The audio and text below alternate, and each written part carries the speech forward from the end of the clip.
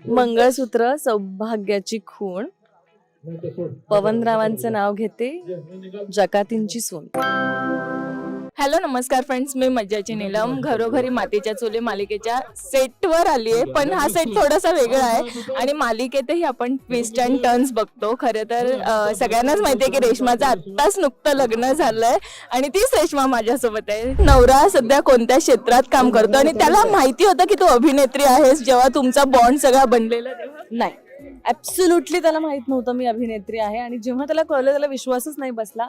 एक साधारण आपण बॉलिवूड वगैरे याचे सगळ्यांचे जे काही BTS किंवा जे परसेप्शन आहे, तर त्याला असं वाटलं होतं की कदाचित थोडंसं ॲटिट्यूड असेल का, पण नाहीये. मग कसं काय ॲक्टर आहे. पण मी त्याला सांगितलं की आपण मराठी सिरियल म्हणजे हिंदी खूप वेगळं आहे, मराठीत आपण खूप फॅमिलियर असतो. सगळेच मीडिया असू दे, तंत्रज्ञ असू दे, आर्टिस्ट असू दे, सगळे एकमेकांबरोबर असं फॅमिली सारखं राहतात. सो त्याच्यामुळे हे त्याला कळलं नंतर की कसं असतं, काय असतं. पण ते लोक मालिका पाहतात नाही नाही पाहत, कारण ऑफकोर्स आपली भाषा नाही आहे. आणि मुळात आता हल्ली वेबसिरीज आणि हे सगळं असल्यामुळे सगळे जॉबला जाणारे आहेत.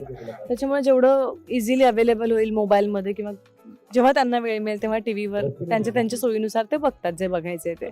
पण कन्नड तू शिकते की मराठी त्यांना शिकवते? त्यांना तर येतं थोडंफार मराठी, बिचारे ते शिकले आहेत. पण मला आता कन्नड शिकायचंय. Big task. बघू.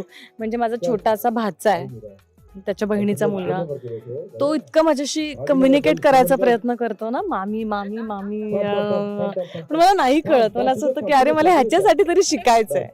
कधी ठरलं की आता आपण लग्न करूयात, या महिन्यात करूया, या तारीखला करूयात? किती वर्षापासून सुरू होतं हे? असं वर्षापासून नाही सांगता येणार. आम्ही फ्रेंड्स होतो आणि मग नंतर असं झालं की ते UK ला होते खूप वर्ष. लास्ट इयर अम्मा गेल्या. मग अम्मा गेल्यानंतर मग वाटलं की नाही यार, करूया आता लग्न. जाता जाता एक उखाणा, लग्नानंतरचा इट्स मज्जावर असलेला पहिला इंटरव्ह्यू तुझा.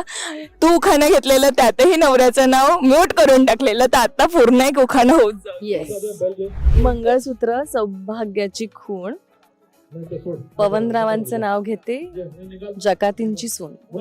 खूप छान. थँक्यू सो मच आणि तुला पुढच्या वाटचालीसाठी खूप खूप शुभेच्छा. टाइम कमी आहे तर आपण हे सगळं पुन्हा एकदा नवीन इंटरव्ह्यूत कंटिन्यू करू. नक्की नक्की नक्की. तेव्हा मी तुला पूर्ण वेळ देईन, एकदम निवांत.